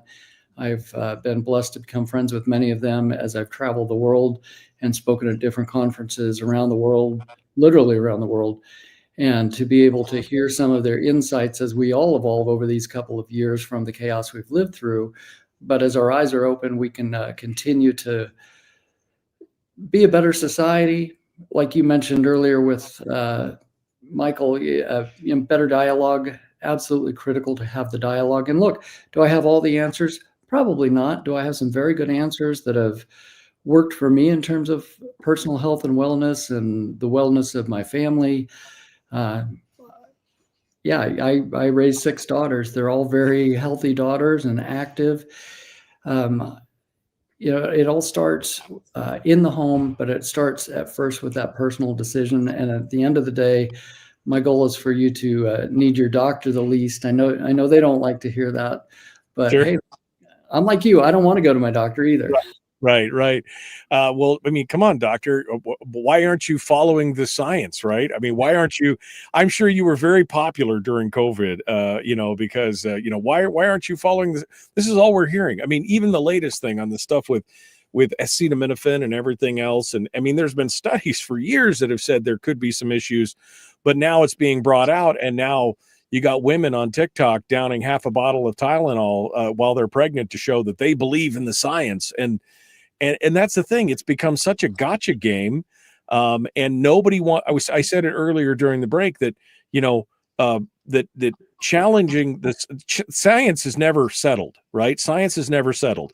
Science is always questioning your hypothesis, always questioning the outcome, that's what it should be about. But it's become taboo to question anything these days, it seems like.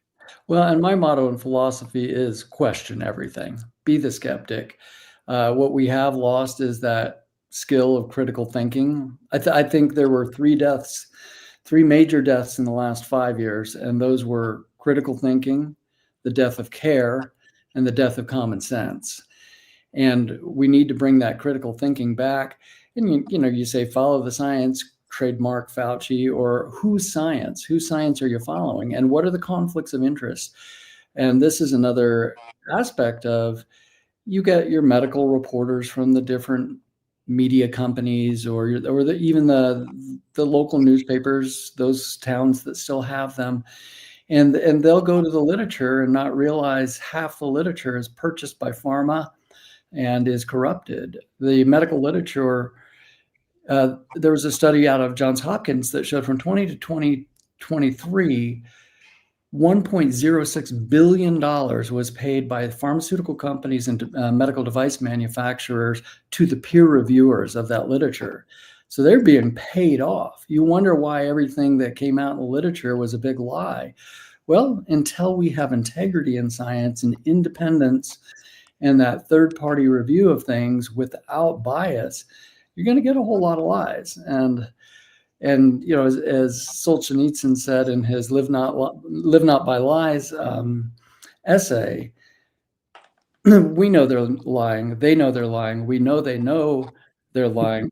Right. They know we're lying, yet they're still lying. And right. That's why it's so important to get the truth out. And again, everybody's different. Everybody's going to have different needs, but it is so critically important to engage and not be dependent on somebody else for your own health, because who spends the most time in their body? You do. Right. So we all have that opportunity to be our own best doctor, to buck the system, to stand up against medical tyranny. And, public health is socialistic. Real health starts with individual health. That individual health added together is public health, but public health dictating down to individuals, no way. Dr. Ryan Cole is our guest, along with Lora Reinbold. We're going to continue here in just a moment.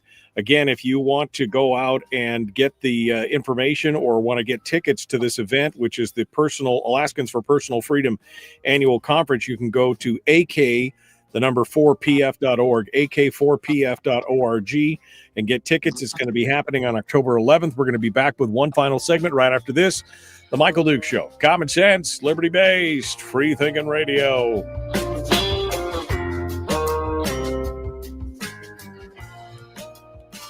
We're broadcasting live through a series of tubes, allowing all of these entities to provide streaming stuff going on the internet. Well, it's kind of hard to explain. Sorry. Streaming live every weekday morning on Facebook Live and MichaelDukesShow.com. Okay, in the break here, Ryan Cole, Lora Reinbold, our guest. Lora, let's bring you on real quick and talk a little bit. I mean, how many conferences have you guys done? Dr. Cole just said he's been up here 5 times. Is this the 5th or 6th conference? Is that you guys have been going on the whole time here? Give me the backstory. Well, I do a conference pretty much every year since I was a freshman. But this in particular focusing on, we used to be Alaska COVID Alliance, and we switched our name last year to Alaskans for Personal Freedom, just so we can go COVID and beyond, because we all know there's more on the horizon. I believe a technocracy is on the horizon. And what I think is so amazing, Dr. Ryan Cole, this is, I believe, his 5th year up here. We've made him an honorary citizen. He loves Alaska and loves Alaskans, and he wants to help and empower us. And he's going to have his new book there. I think it's just hot off the press. So we're really, really excited about that. So people can, go purchase this, take it, and think for themselves. So we're so honored to have Ryan Cole. And by the way, he's coming down to Homer. So he's going to spend a few days down there. Yep. Oh, we'll have to buy him a cup of coffee while he's down here. Have a chat. It's a deal. Yeah, I'm down. I'm looking forward to that. Lora, that's the second time you've said technocracy. Can you describe to people what you mean by technocracy so that they have kind of an idea where you're coming from? Well, as you can see, President Trump keeps talking all about AI is taking over the world. There's massive surveillance capabilities. If we switch to the Real ID, which of course I'm fighting, I'd love to come on and talk about Real ID sometime. I voted no on that bill, and I'm refusing the Real ID, and I can get through the airport just fine. But between the Real ID and the digital ID and then the cryptocurrency, we're headed for a pretty darn dangerous path. And so just technology basically taking over the world and controlling our destiny. We've got to use these tools, be aware of AI and surveillance, what we can do to stop and protect our own personal freedoms before we lose them. And that's basically the motivation behind all of this. And Dr. Merle Nass, she is also with Children's Health Defense, which is Bobby Kennedy's. She's going to be talking about the attack on farming, our food, and our health, and basically what we can do about it. She is a phenomenal, she's a repeat speaker. I think she's been to almost every conference as well. And she connects the dots on a global level, and she's a phenomenal speaker. Last year, Dr. James Lindsay was our keynote speaker, and he talked about our economy. This year, he's going to be talking about our economy and the threat to our prosperity, and what they're doing in that realm is fascinating. He has a huge following, and just knocked it out of the park last year. So people, I'm kind of tired of all the Zoom meetings and things.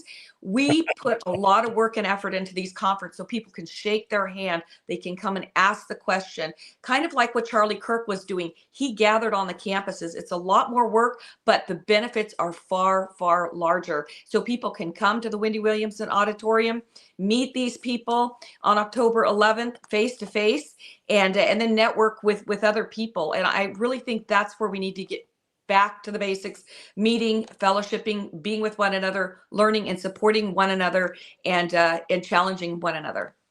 No, and I think it's fascinating, the whole discussion of farming and food. And this probably ties into back what Dr. Cole was talking about. Again, this idea that our food industry has become so homogenized in so many ways, and of course influenced by the government. I mean, we could go on to corn crops and everything else and talk about all that, but the fact that we've gotten so far away from that kind of that pure organic healthy food to where, I mean, my wife and I were talking the other day about chemicals that we've been feeding our kids for years, just not even thinking about it. Oh, we'll buy this, and we try to be as healthy as we can with home cooked meals, but even the components that we're buying, it's changing. And again, that goes back to convenience, right? I mean, that goes back to how convenient was it to do that? Yeah, and I'm going to piggyback and jump in real quick because that's critically important to me. I run a small 21-acre organic farm, and we feed about 50 families in our community through community-supported agriculture. I was up till the wee hours of the morning preserving part of the fruit crop last night, freeze-drying, bottling, canning, and we do get too far away from real food. We eat food-like substances instead of real food. And that is an aspect of my talk I will hit as well up there in Alaska. You guys have access to nature's abundance. And, I get jealous when everybody gets their moose each year, or, can go out and catch that amazing halibut or salmon and put it in the freezer. And nature is just so abundant. And somehow we've gotten away. There are two dangers in not growing up on a farm, and that's thinking that all food comes from a grocery store and all heat comes from a furnace. Right. Aldo Leopold back in San County Almanac. And so I think I'm going to hit on that as well. So I just wanted to jump in and agree with you and agree with Laura in terms of, the autonomy of our food systems matters as well. I feel attacked. I like my cheese food. Come on, that American cheese is delicious. It's not really cheese, but it's delicious. All right. Dr. Ryan Cole, Lora Reinbold, our guests. We're about to jump back in for one final segment, The Michael Duke Show. Here we go. No, actually, I'm 5 seconds ahead. Sorry. What I meant to say was, here we go.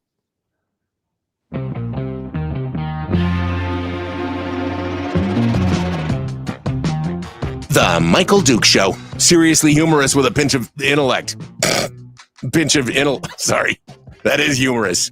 Here's Michael Dukes. That guy is so mean to me. I don't know why.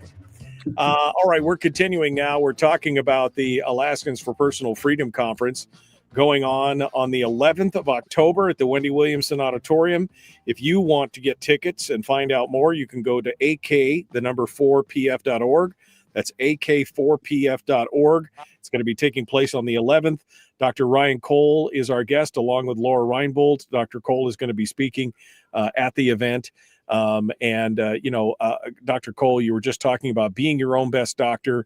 And of course, that means that there's going to be some work involved. There's going to be some work. It's not all easy.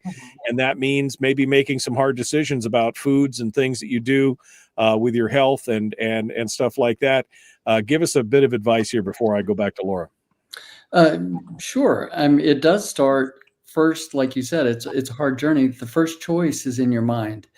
And so mental resilience, I know Alaskans are a special people and that strong independent mindset. And because of that strength, I think you can draw on that in terms of making those changes that you need. And, whether it's supplements, I'll talk about that a little bit, diet, certainly, sunlight, cold exposure, avoiding toxins, the myths of modern medicine and things to avoid. And, maybe bring in a spiritual aspect as well. I mean, living in Alaska, when I'm up there, it's a spiritual experience, surrounded by such beauty and awe. So, I'm sitting here with my sled dog, Susie, behind me. She's a retired Iditarod sled dog that flew home with me last year. She's good for my spiritual and my mental wellness, and looking forward to having the opportunity to give everybody a hug, have that embodied life instead of a two-dimensional flat screen, excess blue light, barrage that we get every day from our computer screens and phones. It's really important to meet in person three-dimensionally. And I never leave the room or the conference until everybody's had their questions answered. So I think it's an opportunity to share as a community as well. And I think part of physical wellness involves having a community, because that's really, really good for our mental health as well. So I'll be hitting all those aspects. Yeah, no, we need the mental stimulation of other people. And that's the thing. And we need, again, I keep coming back to this, but we need the competing ideas to keep us sharp, 100%. right? I mean, we need to be able to sit down and agree to disagree on things, because it keeps our brain on edge, and it forces us to review and to, make new arguments for our own beliefs and our own defenses. And that's something that we're obviously, if you look at the news, we're losing, because we can't possibly have we can't have somebody come in and talk to us about a competing idea. I've never turned anyone away from the show that had an opposing viewpoint for me. I've told them, be prepared to be challenged, be prepared to have discussions. But we've never done that, because again, I believe that the answer to speech you don't agree with is more speech, right? Amen. That's 100%. the answer. And so even if you you've listened to what Dr. Cole said, or what Michael Ashley was saying, or you've listened to what Lora Reinbold said, and you disagree, you should go just to get the information, just to get it, to be challenged, to be able to see where your ideals are, and to be able to, come back and beat your chest and say, see, I was right. Or maybe your mind will be changed one way or the other, right? Final thoughts, Dr. Cole, before I go back to Lora. Just grateful to be coming up there to Alaska again. I'm going to stay for an extra couple of days before I jet off to a conference in Spain. But I'm excited to be up there. I'm excited to share. I'm excited to be questioned, like you mentioned. I'm excited to answer questions, and I'm excited to learn. I certainly have things to share, but these other speakers are amazing as well. I always learn something new at these. It's always fun. It's a day of enrichment mentally, spiritually, physically, emotionally. It's just an enriching experience. And so look forward to being there in Alaska to share my little tidbit of knowledge in the pea patch in the corner of medicine that I'm tilling in this greater big world in which we all live. But I love your idea of dialogue, that Socratic questioning. And I think we're all going to learn together, and it's going to be a phenomenal conference. I look forward to hearing more about it. Laura, we got about 2.5 minutes here, so I'll give you the floor. Why folks should participate. It's not just Dr. Cole. It's not just Michael Ashley. Give us the full rundown here. We got about 2 minutes here.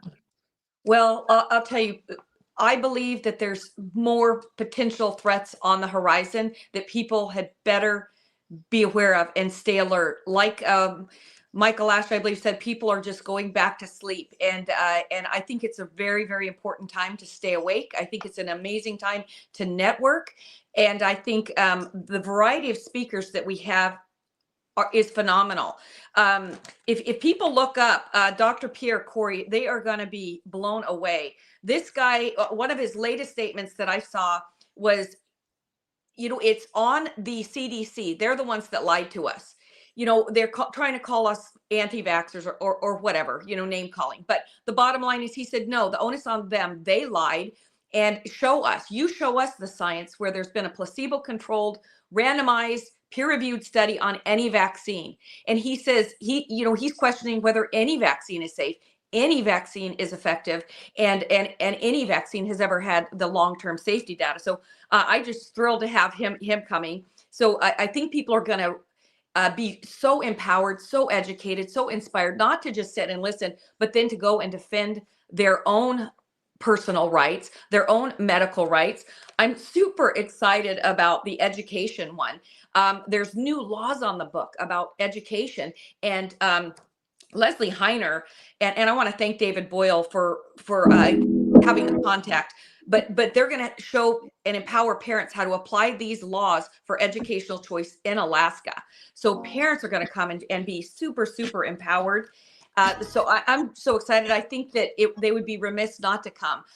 It's an awesome opportunity to network with locals, to come see Dr. Ryan Cole. I mean, this man, he got attacked so severely during COVID, and he didn't get into all the legal battles, nor did I get into all the legal battles that I'm involved in.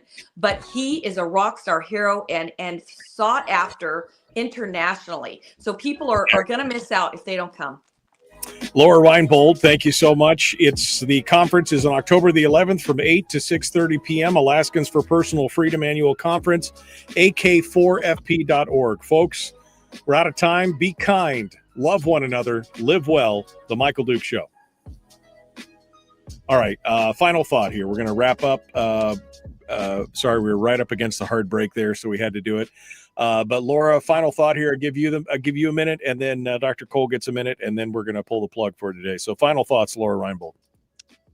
Well, I think it's so important to be your own doctor. So I'm so excited about Dr. Ryan Cole. I'm also one that's very skeptical of the medical community.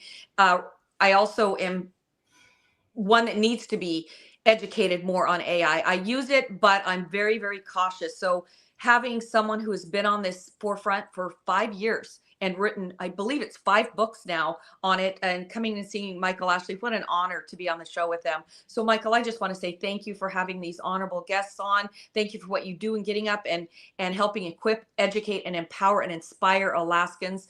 It is a true honor to be on your show, and thank you very much. Thank you, Laura, so much. Dr. Cole, final thoughts, my friend. Absolutely. Well, thank you for the time on your show this morning. I love your tagline about common sense and liberty. I agree. Laura mentioned vaccines a minute ago. This is really a mental inoculation against tyranny that we'll experience as a group together in this amazing meeting. So let's mentally inoculate ourselves against tyranny and stay strong and free. I didn't play the liner that says this is your mental suppository. Okay. So that's what I'm good. You have to thank me for that, but I appreciate it. And yeah, when you're in Homer, shoot me a text. We'll have coffee and get with it. It'll be an interesting conversation. I'd like to know more. I find this whole topic fascinating, especially we're going to look back at the COVID era as one of the changing and turning points, one of the key points where people really started to wake up to some of the things that were going on out there. And again, we should be questioning everything. I mean, it used to be the old bumper sticker, right? Question authority. And when did we stop? When did it become un-American to question authority? When did it become, passe to do that? I don't know. So yeah, and now the goal is to make Orwell fiction again. Yeah, exactly. Let's make Orwell fiction again. Absolutely. All right, Dr. Cole, Dr. Reinbold, or Lora Reinbold, thank you for coming on board. We appreciate you guys, and we look forward to talking to you guys again here in the future. Thanks for being part of it. Thank you. Thank you. Appreciate you guys. All right, folks, that does it for me. We are out of time. We got to go.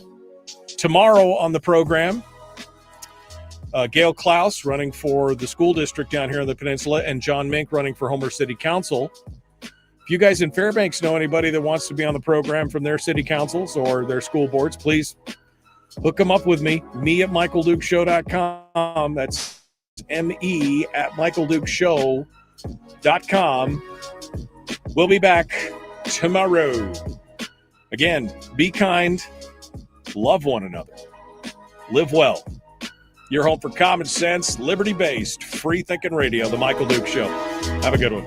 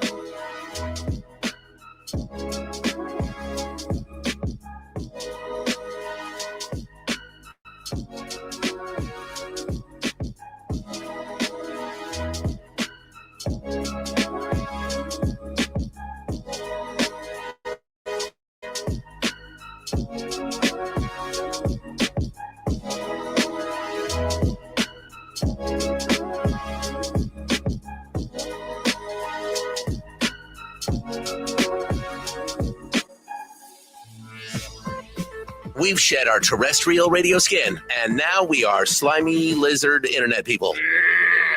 It's the Michael Duke Show.